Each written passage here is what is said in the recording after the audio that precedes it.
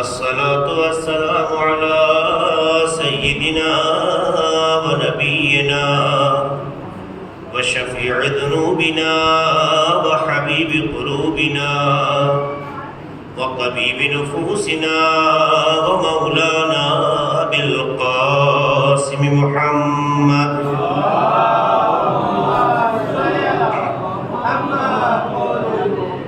وعلى أهل بيت الطيبين الطاهرين المعصومين المظلومين الذين أذهب الله عنهم الرجس وطهرهم تطهيرا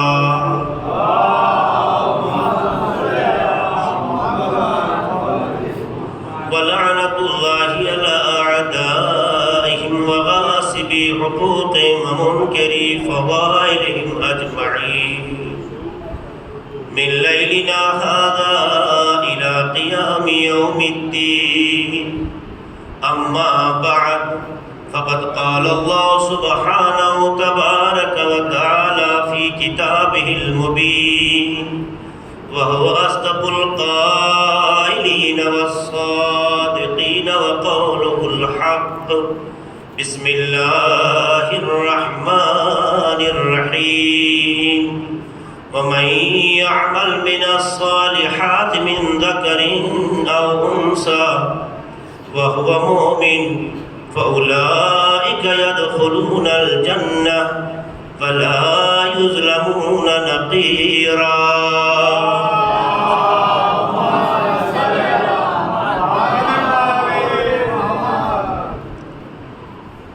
پروردگار عالم کا لاکھ لاکھ شکر ہے کہ اس نے پھر ہمیں اور آپ کو یہ توفیق دی کہ اس کی حجت، اس کے ولی حسین ابن علی علیہ السلام کی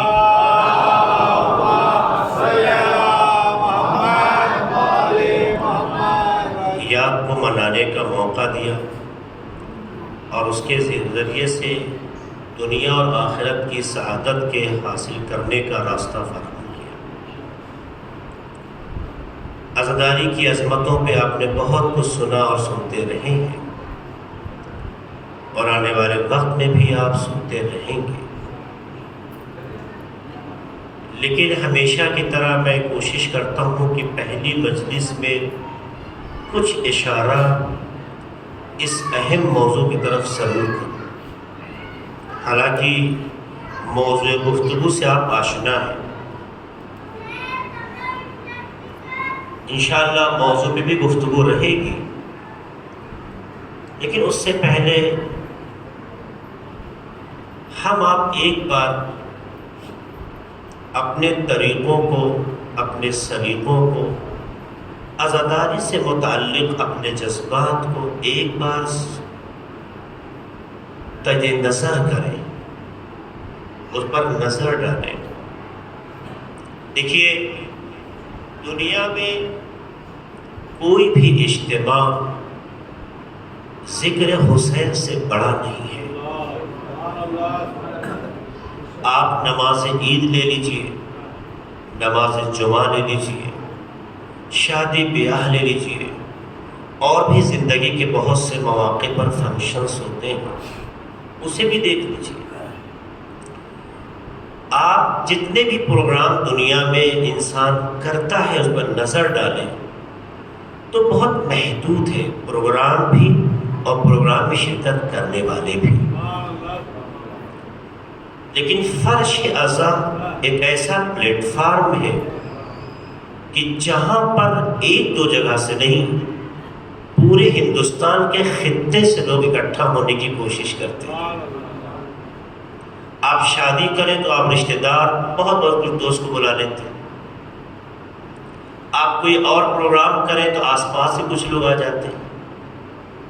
لیکن ایک فرش عزا جب بچتی ہے تو یہاں پر یو پی کے لوگ بھی ہوتے ہیں، بنگال کے لوگ بھی ہوتے ہیں، بہار کے لوگ بھی ہوتے ہیں، دوسرے اسٹیٹس کے لوگ بھی ہوتے ہیں. اس کا مطلب یہ ہے فرش عزا وہ گلدستہ ہے کہ جہاں پر مختلف پھول ہوتے ہیں اور وہ مل کر ایک گلدستہ کی شکل عطا کرتے ہیں.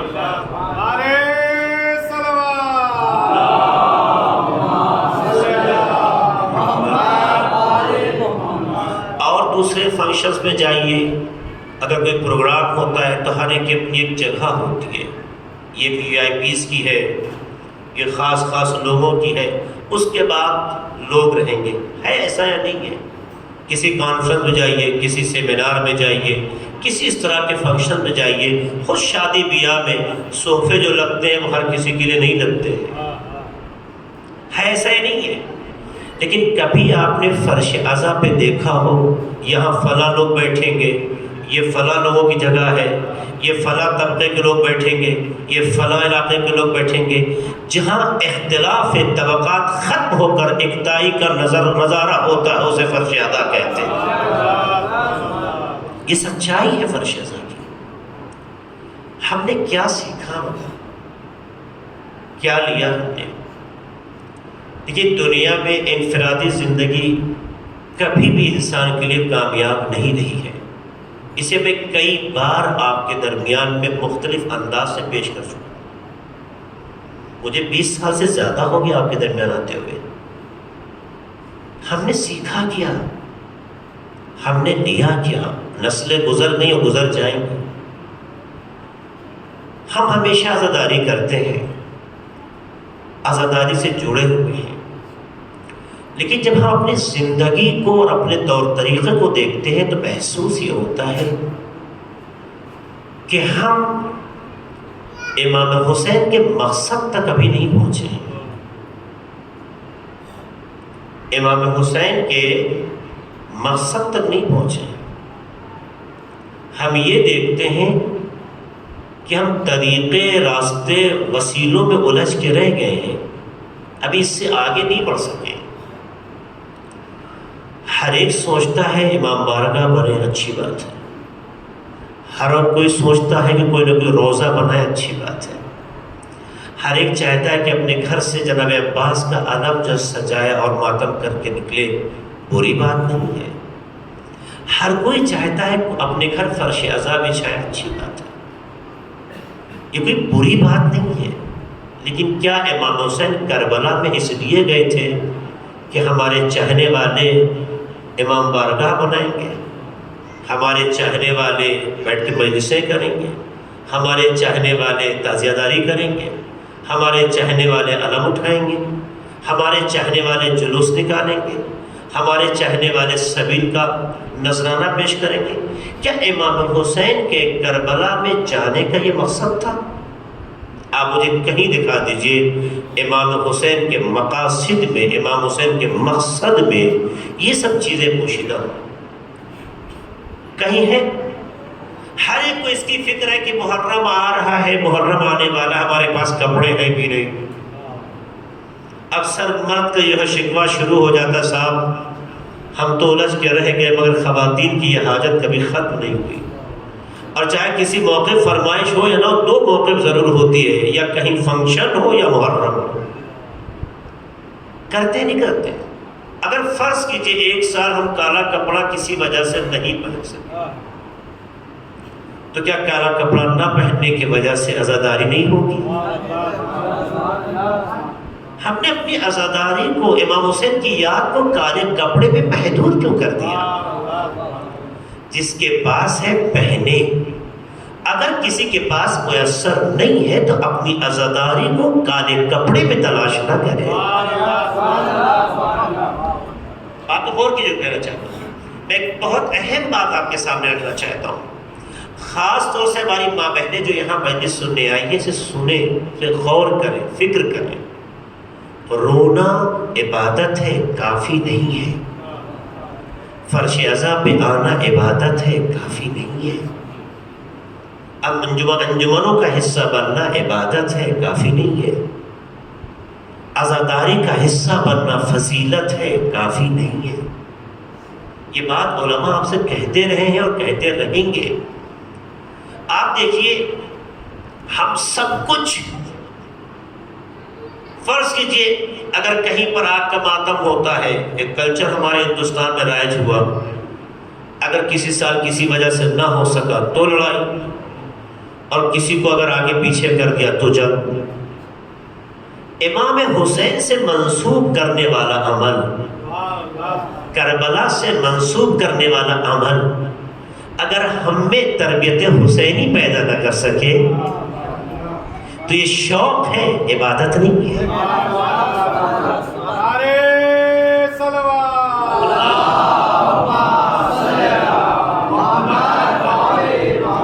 میں مومنین سے ریکویسٹ کروں گا کہ بعد میں آنے والوں کو پریشانی نہ ہو، آہستہ آہستہ آگے آ جائیں۔ اگر یہ امید ہے کہ اور لوگ آئیں گے تو آگے آ جائیں، نہیں آئیں گے تو انشاءاللہ جہاں بیٹھے ٹھیک ہے۔ ایک سلوات پڑھتے ہیں محمد آل محمد پر۔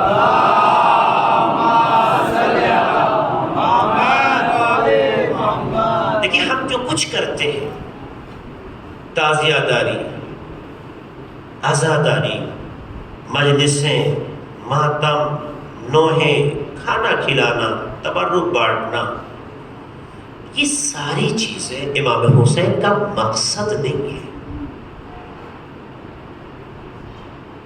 اگر امام حسین کا یہ مقصد ہوتے تو امام حسین کے پیغامات میں، خطبوں میں کہیں تذکرہ ہوتا۔ البتہ امام حسین کے مقصد سے قریب ہونے کے یہ سب وسیلے ہیں، یہ سب طریقے ہیں، یہ سب راستے ہیں۔ فرش ازا امام حسین کے مقصد سے قریب ہونے کا طریقہ ہے، ذریعہ ہے۔ ہم یہاں پیغامات سنتے ہیں اور اس کے بعد امام حسین سے جڑتے ہیں۔ علم، تعزیہ، ذوالجنا، یہ ساری عبادتیں جو آپ عزاداری کے نام پہ کرتے ہیں، ان میں سے ایک بھی مقصد حسین نہیں ہے۔ تو مقصد حسین کیا ہے؟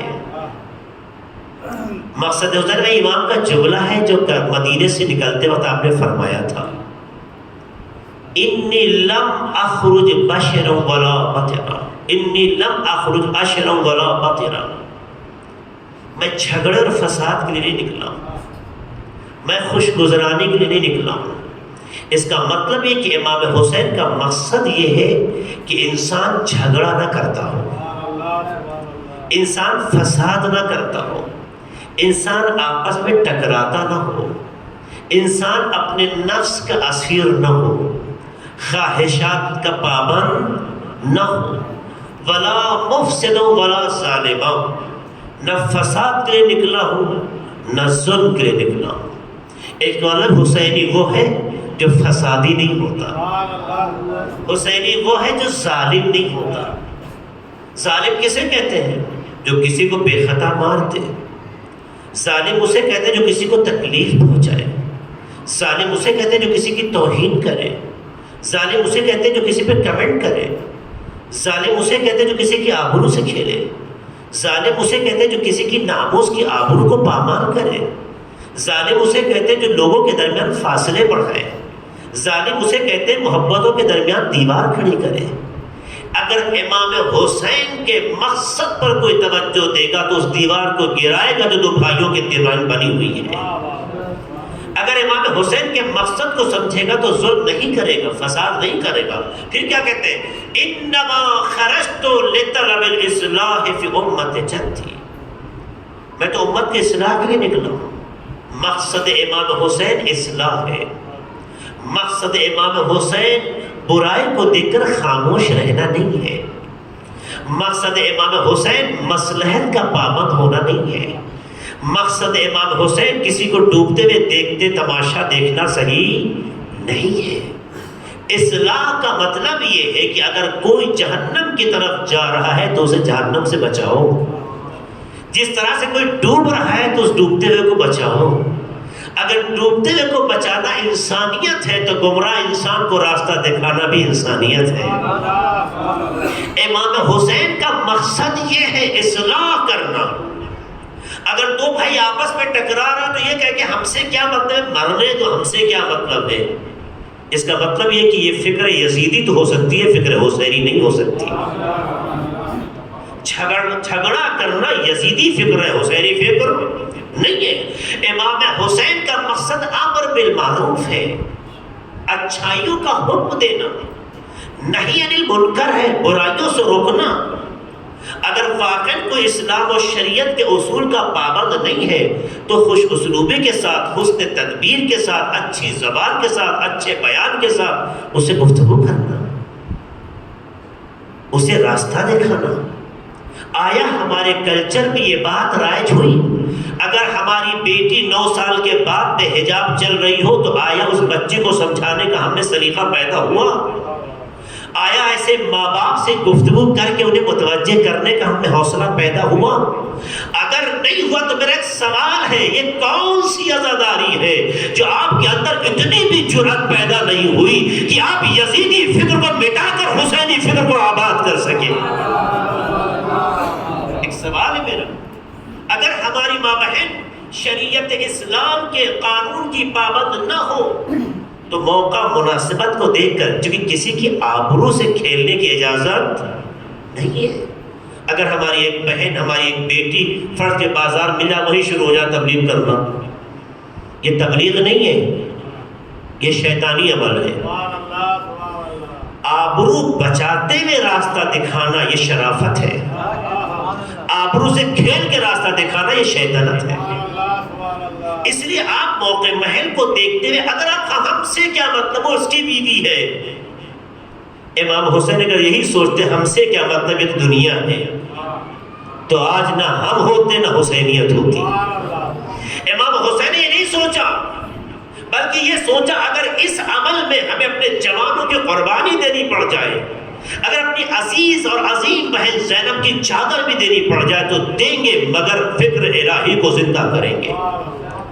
آیا اس عزاداری نے ہم میں یہ شعور پیدا کیا یا نہیں کیا؟ اچھا سا کپڑا پہن لینا، گھر میں سکون سے کھا لینا، اچھے سے مکان بنا کے اے سی میں سو جانا، یہ دنیا کی تو رغبتیں ہو سکتی ہیں، حسینیت نہیں ہو سکتی۔ حسینیت اسے کہتے ہیں کہ جب تک سماج میں فکر یزیدی کی اطاعت موجود ہے آدمی سکون سے سوئے نہیں، چونکہ امام حسین نے حسینیت کی دعوت دی ہے، امام حسین کے لفظ کی طرف دعوت نہیں دی ہے۔ حسین کل بھی اچھے تھے، آج بھی اچھے ہیں۔ یزید کو لفظ حسین سے نفرت نہیں تھی، یزیدیت سے اسے بیزاری تھی، تو حسینیت نے آگے بڑھ کے بتایا حسینیت لفظ حسین سے نہیں، فکر حسینی سے آگے بڑھتی ہے۔ صلوات پڑھتے محمد والے محمد پر۔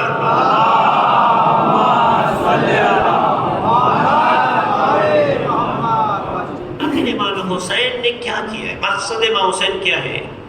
مقصد امام حسین سنت کا زندہ کرنا، بدعتوں کا خاتمہ کرنا، بدعتوں کا خاتمہ کرنا۔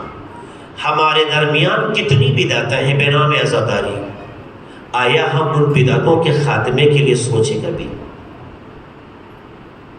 ہم جتنے کام کرتے ہیں اگر اپنے کام پر ایک توجہ دیں تو آپ کو لگے گا ہم سب ابھی بھی طریقے، وسیلے اور ذریعے میں ہی الجھ کے رہیں گے۔ اگر کوئی علم کی گفتگو کرے تو آپ کو بری لگ جاتی ہے، کوئی ذوالجناح کی بات کرے تو آپ کو بری لگ جاتی ہے، کوئی تنظیم اور نظم کی بات کرے تو آپ کو بری لگ جاتی ہے، کوئی آپ کو راستہ دکھانے لگے تو آپ کو برا لگ جاتا ہے۔ عزیزو، آپ کو ان تمام چیزوں سے حسین کے مقصد کو زندہ کرنا ہے۔ علم ہر دور میں رہے ہیں، کل بھی علم تھا، آج بھی علم ہے، کل بھی علم رہے گا۔ علم کے ہونے اور نہ ہونے سے دشمنوں پہ کوئی فرق نہیں پڑتا ہے۔ علم ہو مگر اس علم سے یہ میسج جائے کہ بھائی بھائی کا بے وفا نہیں ہو سکتا ہے۔ ہاتھ جو علم اٹھاتے وہ ظلم نہیں کر سکتے ہیں۔ اگر علم اٹھانے والوں میں یہ جذبہ پیدا ہو جائے گا تو اخوت بھی قائم ہو جائے گی، شرافتیں بھی عام ہو جائیں گی۔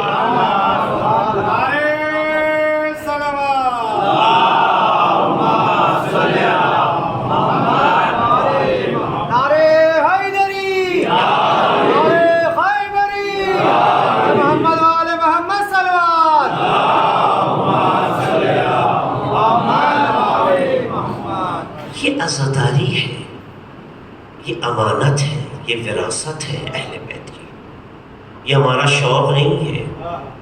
آیا ہم نے اس پر توجہ دی؟ آیا ہم نے کبھی اس زاویے سے سوچا؟ اگر آپ کو یہ پتہ چل جائے کہ عزاداری وسیلہ ہے، مقصد حسین ہے،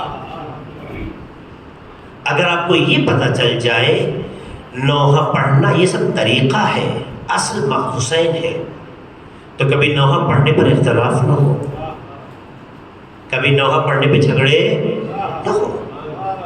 ہمارے پشچم یو پی میں اس سال محرم میں جو حادثات ہوئے، گولی چلی، چاقو چلا، مارا گیا، اچھے خاصے جوان ابھی بھی جیل میں ہیں، یہ نہ ہوتا۔ حسینی چاقو چلائے، حسینی گولی چلائے، حسینی ہمارا زلجنا اور تمہارا زلجنا ہمارا پہلے جائے گا، تمہارا بعد میں جائے گا۔ کیا زلجنا بھی کسی اور کا ہوتا ہے؟ ہم اسی میں الجھے ہوئے، ہم اسی میں الجھے ہوئے، باہر نکلیے اس سے۔ اگر امام حسین کے زلجنا کی شبیہ ہم زلجنا بناتے تو ایک نہیں 1000 بن جائے، سب مقدس ہے۔ تو جب سب کا رشتہ، سب کی نسبت حسین کی جانب ہے تو ہمارا آگے چلا جائے، اس کا پیچھے رہ جائے، یہ تصور بتاتا ہے کہ کسی ایک میں آپ کو حسین نظر نہیں آتا ہے، کسی دوسرے میں حسین نظر آتا ہے۔ جو امام سے منسوب چیزوں کو 2 حصوں میں بانٹے وہ حسینی نہیں ہو سکتا۔ ہماری انجمن پہلے جائے گی، آپ کی بعد میں جائے گی۔ اس چوراہے پہ میں نوحہ پڑھوں گا، میں پڑھتا آیا ہوں، کوئی ٹھیکہ ہے کیا؟ بغازداری میں تو ایسا ایگریمنٹ چلتا ہے کہ صاحب فلاں صاحب فلاں چوراہے پہ نوحہ پڑھتے تھے، آج بھی وہی پڑھیں گے، کوئی ٹھیکہ ہے؟ اگر نوحہ پبلک کو دکھانے کے لیے ہے، خواتین کے اجتماع کو سنانے کے لیے ہے، تب تو آپ کا درد سمجھ میں آتا ہے۔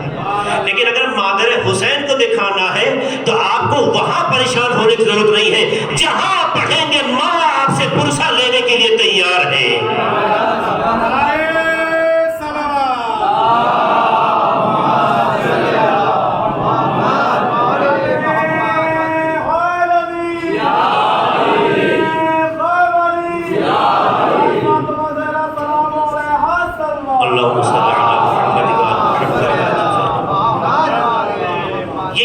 مجلسوں کا بھی ہے۔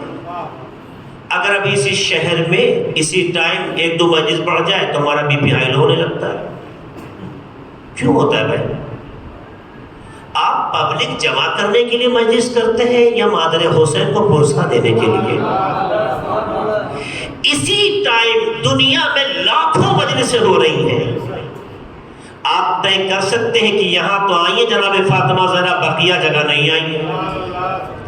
تو جب وہ ماں پرسہ لینے کے لیے ہر فرش پہ موجود ہے، مجلسوں کی عدد کم ہو سکتی ہے، فاطمہ کا حضور کم نہیں ہو سکتا۔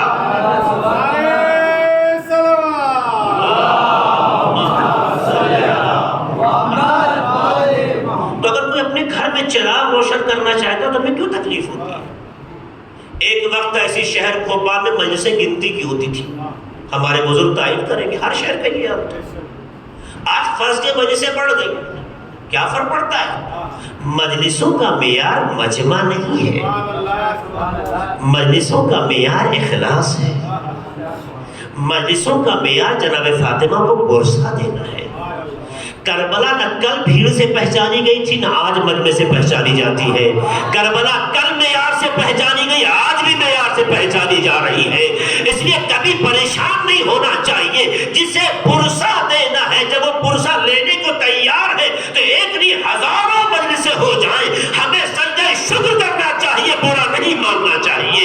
اگر یہ فکر پیدا ہو جائے تو حسینیت ہے، ورنہ ایک شوق ہے جو ہم پورا کر رہے ہیں۔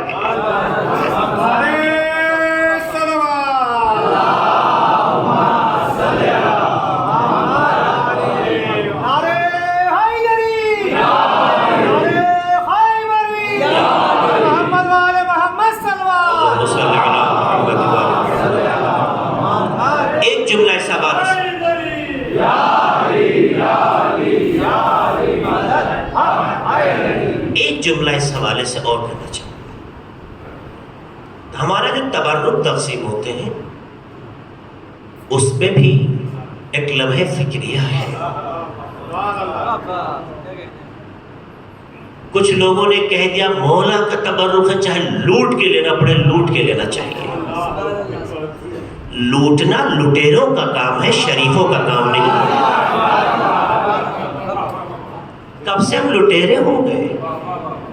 اگر دوسرے لوگوں کی نگاہ سے دیکھیں کہ جو 1 گھنٹہ بیٹھ کر امام حسین اہل بیت کا تذکرہ سنی، مصیبت میں گریہ کر رہی تھی، اتنا اچھا ماحول جہاں بنا ہو، جہاں دل بھی رو کے نرم ہو گیا ہو، یہ سندلی کیوں؟ فرض کیجئے ایسا کبھی نہیں ہوتا، عام طور سے نہیں ہوتا ہے، کیونکہ جو بھی مجلس میں تبرک لاتا ہے کوشش کرتا ہے کہ کچھ کم نہ ہو، ہر کوئی یہ سوچتا ہے۔ میں کہتا ہوں فرض کیجئے کبھی ایسا ہو جائے، فرض کیجئے میری ماں بہنیں بھی سنیں، کبھی ایسا ہو جائے، جو کہ بہرحال یہاں پر آنے والے پروانے عشق کم نہیں ہے، تعداد بڑھ سکتی ہے، آتے بھی ہیں، کبھی کبھی ایسی جگہوں سے لوگ آ جاتے ہیں کہ ہم نے سوچا بھی نہیں، کیونکہ اس فرش کا جاذبہ ہے، کوئی بھی اہل دل آ سکتا ہے۔ فرض کہ کبھی ایسا ہو جائے کہ تبرک کم پڑ جائے، وہ تبرک جو ہم آپ بانٹتے ہیں، فرض کیجئے کم پڑ جائے، تو آپ کیا محروم ہو گئے؟ آپ محروم ہو گئے؟ آپ کس کے در سے اٹھے ہیں؟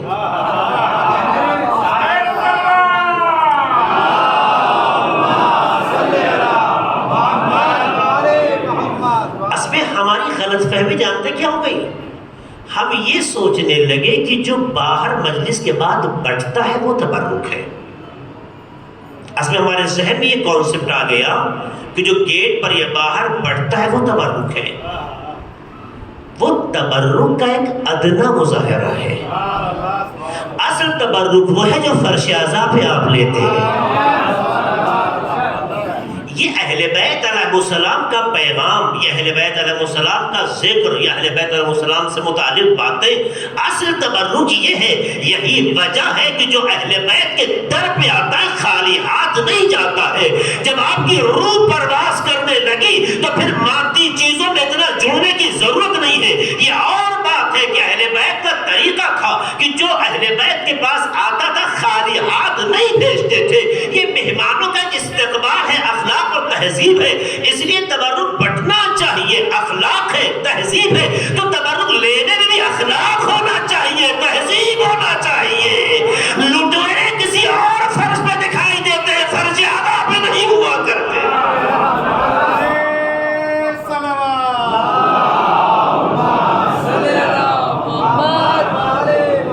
کبھی ایسا ہو جائے جب اہل بیت اس بانٹنے والے کی آبرو ریزی نہیں کرتے تو ہمیں نہ ملے اور ہم آبرو ریزی کر دیں، اس کا مطلب ہے کہ امام حسین کے مقصد کو ہم نہیں سمجھے۔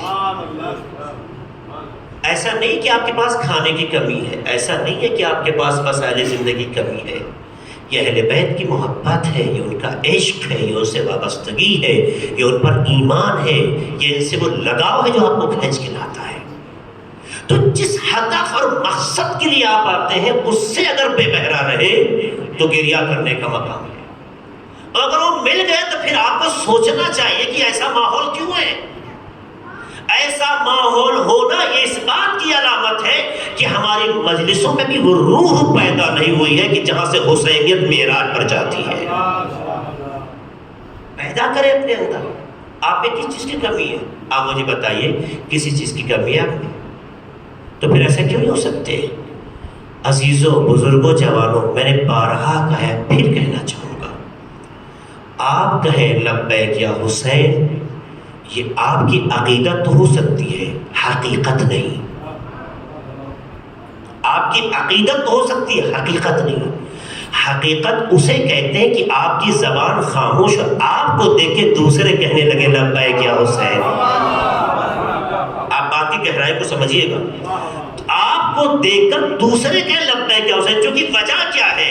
امام حسین نے اپنی خدمت کو مکمل کیا ہے، اب نوبت ہماری اور آپ کی ہے۔ ہم اہل بیت کو کیسے پہچانواتے ہیں؟ ہم جب ایسا کچھ کریں گے کہ امام حسین کی یاد تازہ ہو تو دنیا لبیک یا حسین کہے گی، اپنے لبیک یا حسین کہہ دے تو کون سا بڑا کمال ہے۔ اصل کمال یہ ہے کہ ہمارے افکار سے، ہمارے طریقوں سے، ہمارے سلیقوں سے، ہمارے طرز زندگی کو دیکھ کر دنیا کہنے لگے کہ جب غلام ایسے ہے تو آقا کیسے ہوگا۔ یعنی دنیا لبیک یا حسین کہنے لگے تب سمجھیے گا کہ آپ میں اندر حسینیت آئی ہے، اور یہ ناممکن نہیں ہے۔ صرف کوشش کر کے تو دیکھیں، اخلاق کا مظاہرہ کرے، شرافت کا مظاہرہ کرے، افکار لوگوں کی خدمت کریں، ایک دوسرے کے لیے جذبہ پیش کریں. دیکھیے ماحول بدلتا ہے کہ نہیں بدلتا ہے. زبان کی پکار سے ماحول نہیں بدلتا ہے، کردار کے ماحول سے انقلاب پیدا ہوتا ہے.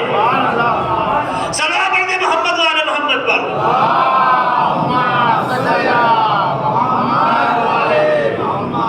عہد کریں ہم فرش عذاب پہ، عہد کریں فرش عذاب پہ کہ ہم عزاداری کو پامانہ عزاداری بنائیں گے.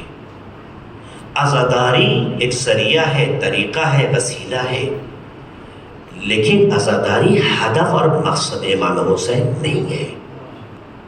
مقصد امام حسین وہی ہے کہ اگر قانون شریعت کی پابندی ہم میں آئی، اطاعت مولا ہم میں آیا، اطاعت مولا ہم میں آئی، اگر ہم میں پروردگار کے قانون پر عمل کرنے کا شوق پیدا ہوا، اگر ہمیں نماز وقت پر ادا کی، بغیر عذر کے نماز ترک نہیں کی، آخری لمحے میں بھی امام حسین نے سجدہ کر کے بتایا حسینیت سجدے کی بقا میں تلاش کرنا. جو حسینی خود کو کہتا ہے وہ سجدہ ترک، جو صرف ماتم کرے اور سجدے نہ کرے، اس کا مطلب ہے وہ طریقے پہ تو گیا ہے، ابھی حسینیت تک نہیں پہنچا. سچائی ہے. اگر انسان قرآن مجید پر ایمان تو رکھے مگر تلاوت نہ کرے، اس کا مطلب یہ ہے کہ وہ اہل بیت کا چاہنے والوں کا ہے مگر ابھی اس میں حسینیت نہیں آئی ہے. ورنہ امام حسین نے شب عاشور میں کیا کہا تھا؟ واللہ یعلم انی احب الصلاۃ وتلاوۃ کتاب اللہ. خدا جانتا ہے کہ میں نماز کو دوست رکھتا ہوں، قرآن مجید کی تلاوت کو پسند کرتا ہوں. حسینی وہ ہے جو خود کو قرآن سے مانوس کرتا ہے، حسینی وہ ہے جو قرآن کی تلاوت کرتا ہے. اے کاش ہماری ماں بہنیں توجہ کرتی، اگر ہمارے گھر سے ہمارا بچہ نکلتا ہے، یا کسی گھر سے شوہر نکلتا ہے، یا کسی گھر سے بھائی نکلتا ہے، بیٹی، ماں یا بیوی یا بہن، اس کے سر پہ قرآن کا سایہ تو کرتی ہے، قرآن کا سایہ تو کرتی ہے. کیوں؟ اس لیے کہ اسے یقین ہے کہ جسے قرآن کے سائے سے گزارا جائے گا وہ محفوظ رہے گا. تو میرا سوال ایک یہ ہے آپ سے، اگر قرآن کے سائے میں اتنا اثر ہے تو تلاوت میں اثر کیسا ہوگا؟ میرا سوال ہے. یقیناً قرآن کے سائے کی برکت ہے. ایک لمحے فکریہ وحی گزرنے والے کو اگر یہی بہن، یہی بیوی، یہی بیٹی قرآن کھول دیتی بسم اللہ کہہ کے اور کہتی 2 آیتیں پڑھ کے جاؤ، تو جو زبان تلاوت کر کے نکلتی ہے زبان بھی محفوظ رہتی ہے، تلاوت کرنے والا بھی محفوظ رہتا ہے. قرآن کا سایہ اگر بچا سکتا ہے تو تلاوت دنیا اور آخرت کو سنوار سکتی ہے. اے سلام پڑھنے محمد والے محمد پر.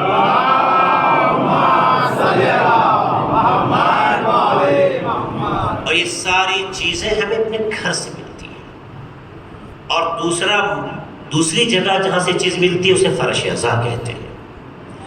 فرش عزا کی چیزوں سے تو آپ مانوس ہونے لگے، لیکن جو چیز گھر سے ملتی ہے اس پر توجہ کی ضرورت ہے. ہماری زندگی میں جو وجود ہمارے اندر ایک انقلاب پیدا کرتا ہے، ہمارے اندر ایک راستہ گزرنے کا، چلنے کا، جینے کا جو بناتا ہے، اسے ہم آپ کہتے ہیں ماں. جس کو اگر عام زبان میں کہا جائے تو کہتے ہیں عورت. اسی لیے اسلام میں عورت کو بہت اہمیت کے ساتھ دیکھا گیا ہے اور اسے بہت اہمیت دی گئی ہے. اسلام میں عورت کو کس انداز سے دیکھا گیا، ایک خاتون کی کیا عظمت ہے، اگر آپ کو سمجھنا ہے تو پہلے یہ دیکھنا ہوگا کہ دوسری قوموں میں اور دوسرے مذہب میں عورت کو کس نگاہ سے دیکھا گیا. کہتے ہیں کسی چیز کی فضیلت یا اہمیت جب سمجھ میں آتی ہے تو پہلے کا دور سمجھ میں آئے. کہتے ہیں کسی بھی انقلاب کو اگر سمجھنا ہے تو انقلاب سے پہلے کی تاریخ ہے، تب انقلاب کا مطلب. اسلام نے اگر انقلاب پیدا کیا ہے تو اس انقلاب سے پہلے کی ہسٹری کیا ہے. آپ اگر تاریخ بشریت کو پڑھیے تو آپ کو عورت کے حوالے سے جو تعبیریں ملیں گی، یہی لوگ جو آج بہت اینٹ رہے ہیں اور چیخ رہے ہیں حقوق بشر، حقوق خواتین، حقوق نسواں، یہ جو نعرے لگا رہے ہیں یہ مکار، جھوٹے، دغاباز، یہ جو نعرے لگا رہے ہیں، چاہے UN ہو، چاہے اس طرح کی جتنی بھی تنظیمیں ہوں، یہ سب سیاست پرست ہے، مکار ہے۔ یہ جتنے یہ دعوے کر رہے ہیں، اس دعوے کے تلے آپ کے سامنے کھل جائیں گے۔ آپ اٹھا کے دیکھیے 19ویں صدی سے پہلے،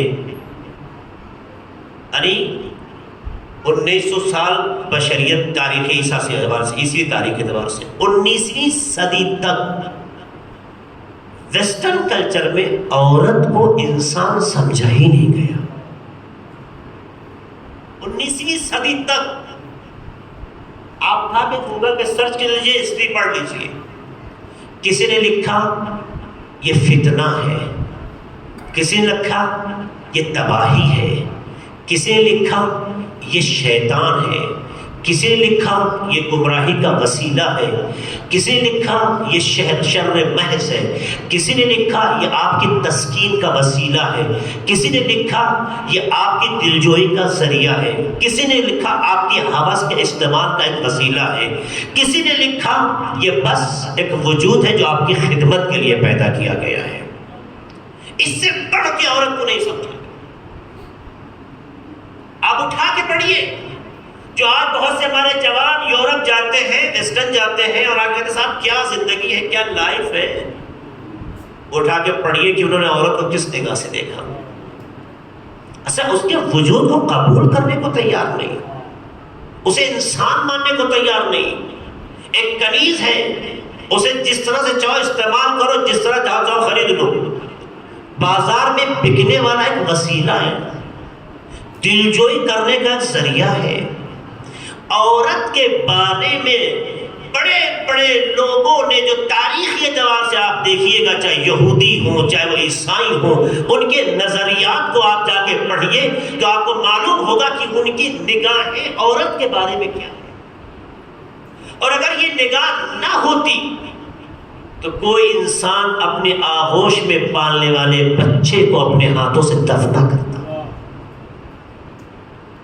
زمانے جاہلیت میں لوگ اپنی بیٹیوں کو اپنے ہاتھ سے دفن کرتے تھے، نہیں کرتے تھے۔ اسی لیے تاریخ لکھتی ہے عورت کسی چیز کی مالک نہیں تھی۔ پہلے 19ویں صدی سے پہلے تک کسی چیز کی مالک نہیں تھی۔ جو کچھ اس کے پاس ہے وہ اس کے باپ کا یا شوہر کا ہے، اسے حق ملکیت نہیں ہے، کسی چیز کی مالک نہیں ہے۔ عورت کی میراث کا حق نہیں ہے، عورت کا میراث کا حق نہیں، بلکہ اگر شوہر مر جائے تو میراث بن جاتی رہی ہے۔ یہ تاریخ ہے عورت کی۔ عورت پہ تاریخ میں بڑا اثر ہوا ہے، جبکہ پروردگار عالم نے واضح لفظوں میں کہا ان دونوں کو نفس واحد سے پیدا کیا گیا۔ ارے اسلامی تعبیر اگر جناب آدم کے زمانے سے دیکھی جائے، جو قرآن میں بھی اعلان ہوئی، نفس واحد یعنی دونوں کا مرکز خلقت ایک ہے، نہ اسے نیچا کر سکتے ہیں نہ اسے اونچا کر سکتے ہیں۔ اسلام نے یہ کہہ کے بتایا جس طرح سے مرد ایک انسان ہے، عورت بھی ایک انسان ہے۔ جس طرح مرد کی ایک عظمت ہے، عورت کی بھی ایک عظمت ہے۔ جس طرح سے مرد کا ایک وقار ہے، عورت کا بھی ایک وقار ہے۔ جس طرح مرد اپنی کمائی ہوئی چیز کا مالک ہو سکتا ہے، عورت بھی اپنے محنت کے ذریعے جو حاصل کرتی ہے اس کی مالک ہو سکتی ہے۔ جس طرح مرد میراث پاتا ہے، اس طرح سے عورت بھی میراث پاتی ہے۔ جس طرح مرد جو ہے انسانی خدمات کے لیے آگے آ سکتا ہے، عورت بھی انسانی خدمات کے لیے آگے آ سکتی ہے۔ کہیں بھی اسلام نے عورت کو مرد کے مقابل رکھ کے اسے نیچا نہیں کیا ہے، بلکہ یہ کہا گیا ہے ہماری دونوں مخلوق ہے، چاہے وہ عورت ہو چاہے وہ مرد ہو۔ میں آپ سے سوال کرتا ہوں، اگر ہمارے اور آپ کے درمیان معاشرے معاشرے میں کسی کے یہاں بیٹی پیدا ہو جائے یا بیٹا پیدا ہو جائے تو مجھے اتنا بتائیے، ہو سکتا ہے کچھ نااہل جاہل زمانے جاہلیت کے فکری طور پر اسیر بیٹی کی پیدا ہونے پہ منہ بسے اٹھتے ہو اور بیٹا پیدا ہونے پہ خوشی کا اظہار کرتے ہو، لیکن وہ اتنے نادان ہیں کہ وہ یہ نہیں سمجھتے ہیں بیٹی پیدا ہونے میں نہ ان دونوں کا اختیار ہے، بیٹا پیدا ہونے میں نہ ان دونوں کا اختیار ہے، ان دونوں کے ملن سے بیٹا پیدا ہو یا بیٹی پیدا ہو یہ وہ طے کرتا ہے جو ہر چیز کو بہتر طریقے سے سمجھتا ہے۔ اگر یہ خیال پیدا ہو جائے تو یقین ہو جائے گا اللہ اگر بیٹی دے رہا ہے تو اس کا مطلب ہمارے حق میں یہ بیٹی نعمت ہے، بیٹی رحمت ہے، اور اگر بیٹا دے رہا ہے تو بیٹا نعمت ہے۔ یعنی اللہ بتانا یہ چاہتا ہے تشخیص بیٹی یا بیٹا تمہاری ہوتی تو تمہارے خیالات صحیح ہوتے، لیکن اگر تشخیص میری ہے جسے حکیم سمجھتے ہو، دانا سمجھتے ہو، عقل کل سمجھتے ہو، تو جو خدا تمہارے لیے یہ طے کرے کہ تمہاری زندگی میں بیٹی جیسی رحمت آئے تو اس رحمت پر فخر کیوں نہیں کرتے ہو؟ ہم نے بیٹا ہونے پہ فصلی لربک وانحر نہیں کہا ہے، لیکن جب بیٹی دیا تو کہا انا اعطیناک الکوثر فصلی لربک وانحر، جو عبادتوں میں طاقت کا وسیلہ بنتی ہے اسے بیٹی کہتے ہیں۔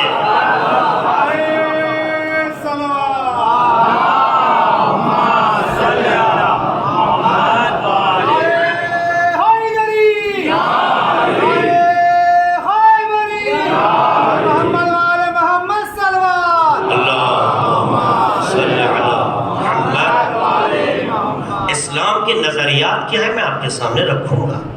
آج تو میں خالی اسٹرکچر اس کا آپ کے سامنے پیش کروں ڈھانچہ۔ آپ دیکھیے کیا قالب ہے، انسان کو اللہ کہتا ہے ایک مرکز سے پیدا، نفس واحد۔ قرآن میں آیت ہے عورت اور مرد کو ہم نے نفس واحدہ سے پیدا کیا۔ جب نفس واحدہ سے پیدا کیا، جب دونوں کے خلقت کا مرکز ایک ہے، ایک ہی جگہ سے، فرض کیجئے اگر ایک دریا سے دو نہریں نکل گئی ہوں تو آپ کس نہر کو ہلکا اور کس نہر کو بڑا کہہ دیں گے؟ جب دونوں کا مرکز ایک ہے تو دونوں میں آب زلال ہے، دونوں کا مرکز ایک ہے تو عورت ہے وہ بھی محترم ہے، مرد ہے وہ بھی محترم ہے۔ اس لیے سورہ حجرات میں صاف صاف خدا نے اعلان کر دیا، سورہ حجرات میں صاف صاف اعلان کر دیا اِنَّا خَلَقْنَاكُمْ مِن ذَكَرٍ وَأُنثَىٰ وَجَعَلْنَاكُمْ شُعُوبًا وَقَبَائِلَ لِتَعَارَفُوا إِنَّ أَكْرَمَكُمْ عِندَ اللَّهِ أَتْقَاكُمْ۔ اللہ صاف صاف کہتا ہے لوگوں میں نے تمہیں ایک مرد اور عورت سے پیدا کیا ہے، ایک مرد اور عورت سے پیدا کیا، پھر تمہیں مختلف قبائل میں رکھا، مختلف شکلوں میں پیدا کیا، رنگ کے اعتبار سے۔ کیوں؟ لِتَعَارَفُوا، تاکہ تم معرفت حاصل کر سکو۔ پھر اللہ کہتا ہے کہ نہ اس کے یہاں کوئی جملہ ایسا نہیں ہے کہ جہاں آپ کسی کو کسی پہ چھوٹا بڑا کر دیں، خود کہتا میں نے ان دونوں سے پیدا کیا۔ البتہ یہ بات ذہن میں رہے اللہ پیدا کرنے میں کسی چیز کا محتاج نہیں ہے۔ اس نے جب آدم و حوا کو پیدا کیا تو کسی کی ضرورت نہیں تھی، اس نے جب جناب عیسیٰ کو پیدا کیا تو مرد کے بغیر پیدا کر دیا، اور یہ بتانا چاہا کہ یہ غلط فہمی پیدا نہ ہو، مرد کو کہیں خبط نہ ہو جائے تو ہم نہیں ہوں گے تو کیا دیکھیں گے کیسے ہوگا۔ اللہ کہتا تمہارے غرور کو ہم نے عیسیٰ کی شکل میں توڑ دیا۔ ہم تمہیں میسج دینا چاہتے ہیں، تمہیں میسج دینا چاہتے ہیں کہ تمہارے بغیر بھی ہمارا کاروان جاری رہے گا، تو غلط فہمی پیدا نہیں ہونا چاہیے۔ پھر اس کی حکمت یہ تھی کہ کاروان بشریت کو مرد عورت کے ذریعے سے کامل کرے، یہ اس کی حکمت تھی۔ تو اس نے کسی کو نیچا اونچا نہیں کیا، اس نے برابر ساتھ۔ آج دنیا میں یہ تصور پیدا ہوتا کہ بیماری ہمارے یہاں بھی آ گئی ہے، کیونکہ ہندوستان کے بعض علاقوں میں یہ بات ہوتی ہے، بعض ہمارے یہاں ساس محترمائے بہو کے یہاں اگر بیٹی پیدا ہو جاتی ہے تو وہ بسورتی ہیں اگر بیٹی کی یہاں بیٹی ہو جائے تو پھولے نہیں سماتی. کمال ہے. بیٹی کی یہاں بیٹی ہو جائے تو پھولے نہیں سماتی. تب نہیں کہتی ہوں بیٹی ہوئی، لیکن اپنی یہاں ہوئی تو. اور وہ عورتیں یہ کام کر رہی ہیں جو جناب فاطمہ زہرا علیہ السلام پہ جان دیتی ہیں.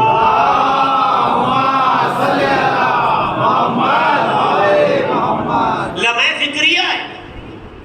جس زمانے میں دیکھیے عورت کی اہمیت سمجھے، جس زمانے میں ہم نے عورت کو نیچا اونچا کیا ہے، اسلام نے نہیں بلکہ اسلام نے ایک سوچ دی تھی.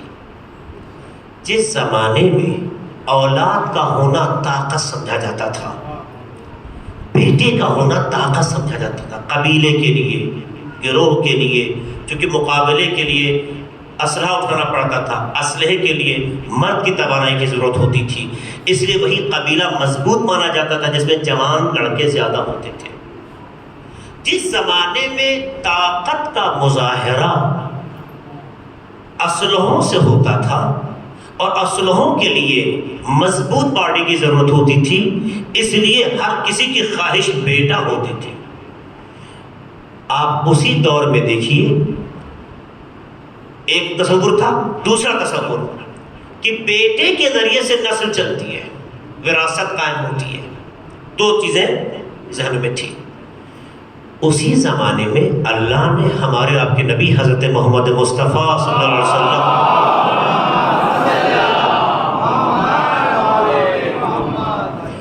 ایک نہیں 3 بیٹے دیے. ایک نہیں 3 بیٹے دیے. تو جو عرب کی سرزمین میں طاقت کے مظاہرے کے لیے وسیلہ ہوتا تھا، اللہ نے رسول کو دیا. کھائے نہیں چھوڑ، 3 بیٹے دیے اور ایک ایک کر کے سب کو واپس لے لیا. جب ایک ایک کر کے سب کو واپس لے لیا تو لوگوں کی جو ہے مسکراہٹ شروع ہوئی اور کہنا شروع کر دیا، کمنٹس بازیاں شروع کر دی، ہے نا، جانتے ہیں آپ. جب لوگوں نے دیکھا کہ اب ان کے بعد کوئی بیٹا ہی نہیں بچا اور عمر ہو چکی ہے، بیٹا بھی نہیں بچا، تب تو کوئی وارث نہیں ہے. اس کا مطلب ہے یہ تحریک ہی دم توڑ دے گی. ہمارے خداؤں کو برا کہنے والا کوئی ہم لوگ نہیں ہوگا. کچھ دن اور برداشت کر لو، بات ختم ہو جائے گی. آدمی آیا چلا گیا، یہی تو تھا نا. تو جو اس زمانے میں بیٹا ہونے کی وجہ سے ذہن میں یہ فطور تھا کہ شجاعت، طاقت، قبیلے کی مضبوطی، وراثت کا ذریعہ بیٹا ہوتا ہے. پیغمبر کو اللہ نے بیٹا دینے کے بعد 3 بیٹے دے کے لے لیے. اور جب سب کے کمنٹس پاس ہونے لگے تو ہونا تو یہی چاہیے تھا، خاتم النبی سید الانبیاء، ایک بیٹا اور دے ہی دیتا. ہونا تو یہی چاہیے تھا تاکہ کم سے کم وراثت کا مسئلہ تھا. کم سے کم ان کے سینہ سے بعد کے نسل میں اس طرح کے بچے ہوں گے اور پھر شجاعت کا مظاہرہ ہوگا. ایک بیٹا دے دیتا تاکہ لوگوں کی زبانیں بند ہو جائیں. لیکن خدا نے زمانے کے کمنٹس اور زمانے کی زبان کو گونگا ہونے کے لیے بیٹا نہیں بیٹی عطا کی رسول کو.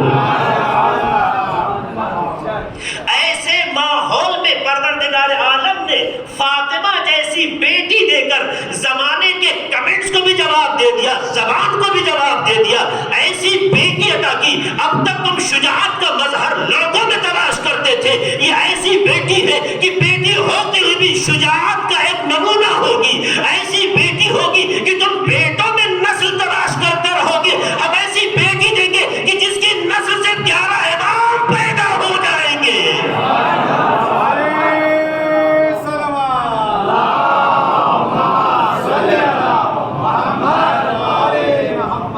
دیکھ بیٹی ملی پیغمبر کو، جو باپ کی عزت کا ذریعہ، خاندان کی پہچان کا ذریعہ، ماں کی شرافت کا وسیلہ، نسلوں کی طہارت کا مرکز. یہ کیا ہے؟ یہ اسلام نے ذہن دیا تھا تاکہ سوچو، سوچ چھوٹی مت رکھو، جس کی مخلوق ہے اس کی نگاہ سے دیکھو. تو جب اس نگاہ سے دیکھتے ہیں تو دیکھیے جو کام مرد کر سکتا ہے بعض حالات میں، وہ جوہر اللہ ایک عورت میں بھی رکھتا ہے، بس موقعیت کی تشخیص ہوتی ہے جس کے پیش نظر اس کا مظاہرہ ہوتا ہے۔ اگر ماں شجاع نہ ہوتی تو زینب جیسی شجاع بیٹی بھی نہ ہوتی۔ آپ دیکھیے، اسلحوں سے ڈرانا، لشکر کو بڑھا کر کسی میں خوف پیدا کرنا، یہ عام ذہنیت تو ہو سکتی ہے، اہل بیت کے مقابل کارگر نہیں ہے۔ ایک خاتون لشکر سے گھبرا جاتی ہے، ایک خاتون اسلحہ دے کے سہم جاتی ہے، ایک خاتون اگر ماحول مخالف ہو جائے تو کمزور پڑ جاتی ہے، لیکن علی کی بیٹی شیر دل خاتون کہلائی ہے۔ عورت یہ ایسی ہے نہیں، اور کتنی بڑی شیر دل خاتون ہے۔ آپ سوچ سکتے ہیں جہاں امام حسین کی شہادت واقع ہو جائے، بھیا سرزمین کربلا پر اس بے رحمانہ انداز سے شہید کیا جا رہا ہو کہ بہن کچھ فاصلے سے دیکھ رہی اور آواز دیتی ہو پسر ساتھ میرا بھیا حسین مارا جا رہا ہے۔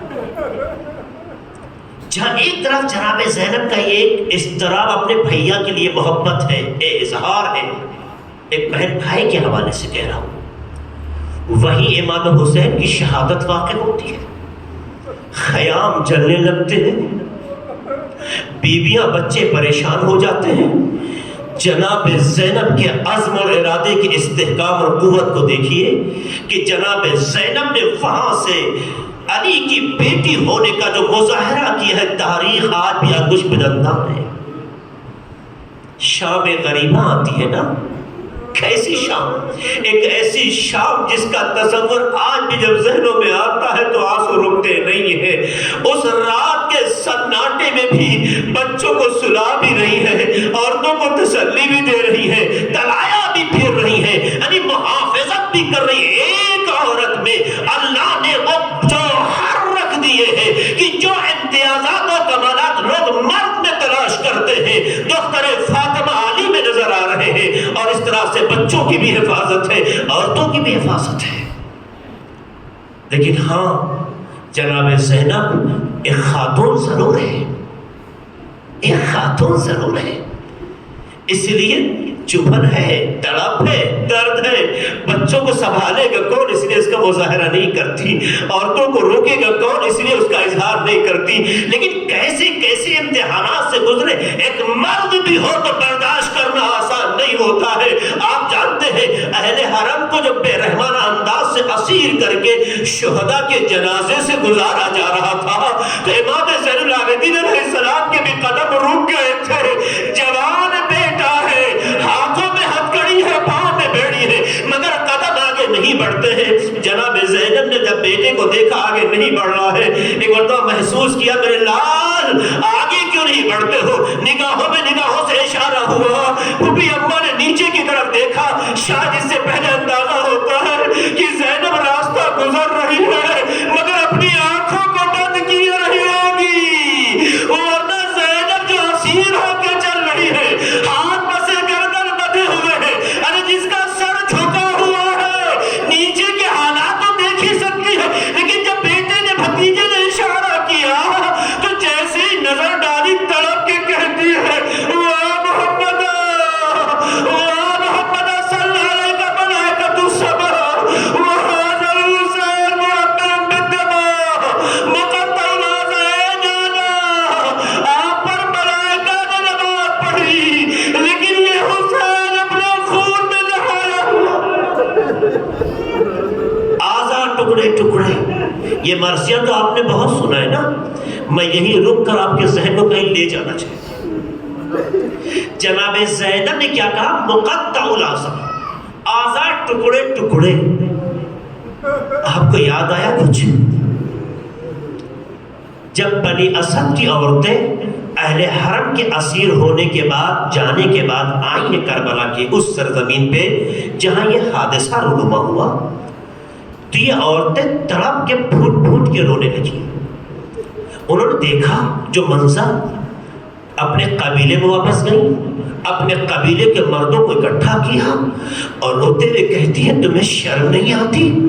فرزند زہرا نواس رسول سرزمین کربلا پہ اپنے ساتھیوں کے ساتھ اتنے بے رحمانہ طریقے سے مارا گیا، میں آج دیکھ کے آئی ہوں شہداء کے جنازے سرزمین کربلا پہ پڑے ہوئے ہیں، حال یہ ہے کہ ان کے بدن پہ لباس نہیں ہے، ان کے جسم پہ سر نہیں ہے، ان کے بدن سے خون ایسے گر رہا ہے جیسے ابھی تازہ خون نکلا ہو۔ ایسا دارا جملہ سنیے گا، اور ان کے بدن کو اس طرح پامال کیا گیا ہے کہ یہ سمجھ میں نہیں آتا ہے کہ کون سا حصہ کس شہید کے بدن کا ہے۔ یہ عورتیں کہہ رہی ہیں، لمحے فکریہ سوچئے گا، جانتے ہیں یہ ماجرا کیوں رونما ہوا؟ یہی رک کے میں بات کو کہہ کے مسائل تمام کرنا چاہوں گا۔ ایسا دارو آپ کو اچھی طرح سے یاد ہے، جناب زینب کا مرثیہ سن لیا، مقطع الاعضاء بنی اسد کی عورتوں سے آپ نے یہ بیان سن لیا کہ شہداء کربلا کے جنازے اس طرح سے پامال کیے گئے کہ ان کے بدن کے اعضاء پتہ نہیں کہ کس بدن کا حصہ ہے، اس طرح سے سرزمین کربلا پہ بکھرے ہوئے تھے۔ جانتے ہیں ایسا کیوں ہوا؟ اس کی وجہ یہ تھی کہ جب امام حسین شہید ہو گئے تو عصر عاشور پسر سعد نے کیا کہا تھا؟ گھوڑوں کی نال بندی کرائی جائے، گھوڑوں کی نال بندی کرائی جائے۔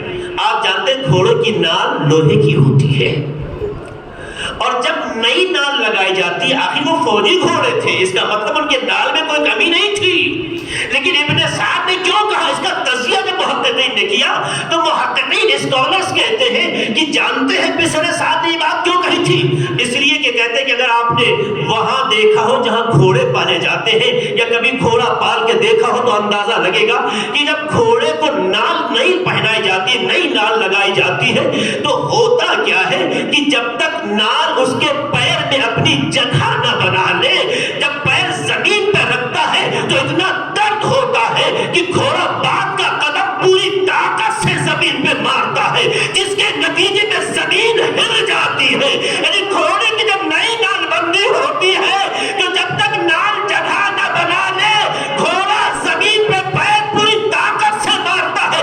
اگر پاس میں محسوس ہو تو محسوس کریں گے جیسے کوئی لرزہ ہو گیا ہو، زمین لرز رہی ہو۔ اب سمجھ میں آیا، شہداء کے جسم مٹی سے زیادہ مضبوط نہیں ہوتا دارو، نئی نال بندی کرائی جا رہی ہے، بدن بھی اس طرح سے کہ ان کے پاس سر نہیں ہے۔ ارے جب یہ گھوڑے کے دوڑائے گئے اور یہ شہداء کے بدن پہ پوری طاقت سے پڑ رہے تھے، سوچو شہداء کے جنازوں کا کیا حال ہوا ہوگا۔ ارے یہی وجہ تھی سرزمین کربلا پہ شہداء کے جنازوں کو جیسے کوئی نوچ نہیں، صحابت کے ٹکڑے بک رہے تھے۔ یہ تو آپ کا امام بے اجازت امامت آیا اور شہداء کے جنازوں کو داخل۔ انا للہ و انا الیہ راجعون، سيعلم الذین ظلموا أي منقلب ينقلبون۔ پروردگار تجھے واسطہ خدا محمد کا ہمارے مقصر اور قبول فرما، خدایا تجھے واسطہ خدا محمد کا ہمارے گناہوں کو بخش دے، خدا ہم سب کو دین کے راستے پہ جینے و مرنے کی توفیق عطا فرما، خدا کو سچا اور واقعی عزادار بنا، خدایا ہم سب مقصد حسین کی طرف متوجہ رہے، خدایا ہم سب کو مقصد حسین پر عمل کرنے کی توفیق عطا فرما، خدا تیرے حسین کے جہاں جہاں بھی عزادار ان کی جان مال عزت آبرو کی حفاظت فرما، خدایا جو بیمار ہو، جن بیمار دوچار ہو، جن لوگوں نے دعا کے لیے کہا ہے، جو لوگ نہیں آ سکے مگر ضرورت مند ہے دعا